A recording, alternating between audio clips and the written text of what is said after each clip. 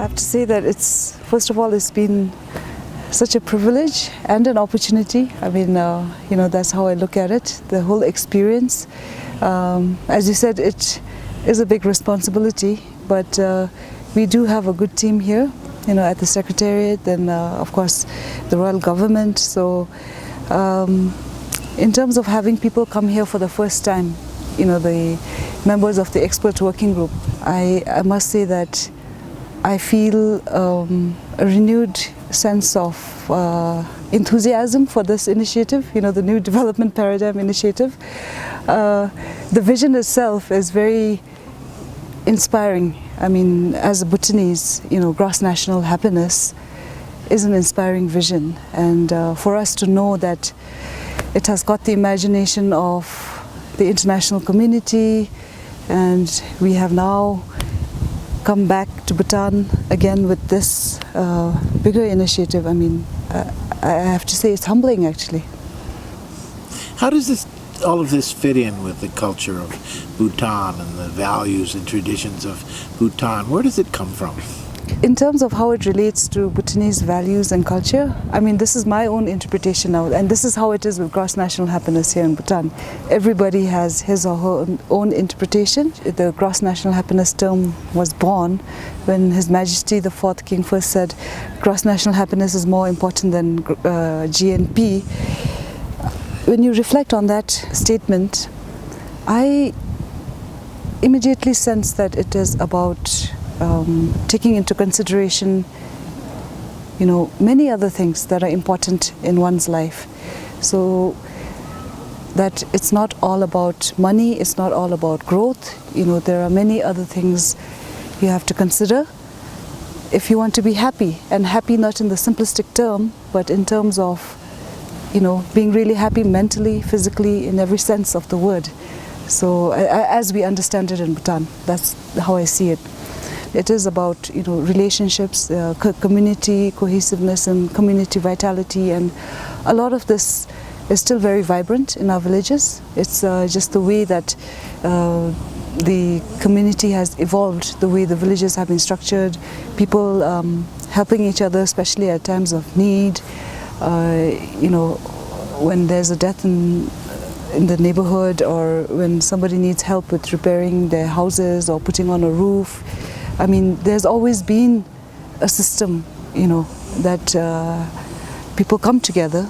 They come together to share labor and, help each other out, basically. Yesterday we had the honor of meeting with your king and Yes.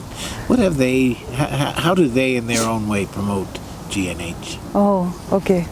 Well, that's an easy one. I mean, I think, first of all, they are very humble.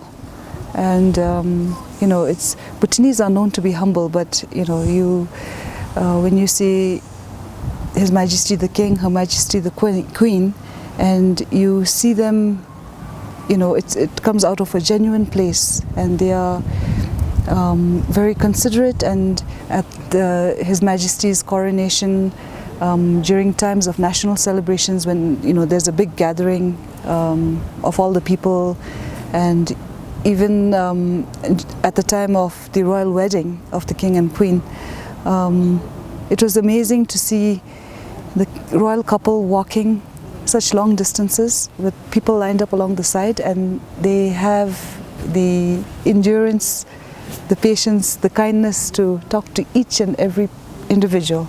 I think, just by their very action and their behavior, I think we can see it coming through. For you personally, what do you want to see come from this? What would be your dream of what could come from this initiative from Bhutan? From the New Development Paradigm Initiative? Yeah. Okay. That and GNH. I mean, Well, think of them together. Particularly from the NDP initiative, what I hope to see is that from this knowledge and from this understanding, it will help us Bhutanese, ourselves also, Bhutan, to really start putting these into practical policies and practical application, because With the NDP initiative, we are talking about presenting it to the United Nations and the global community, but at the same time, we want to make sure that this is relevant for us too. I mean, the inspiration is here, but we would not want to see a disconnect, that this is just for the international community. I see it as actually really essential that it has to be part and parcel. I think once Bhutan comes up with this new development paradigm proposal, I think it will fall on us to demonstrate to the world how we are going to try and put those, recommendations into action.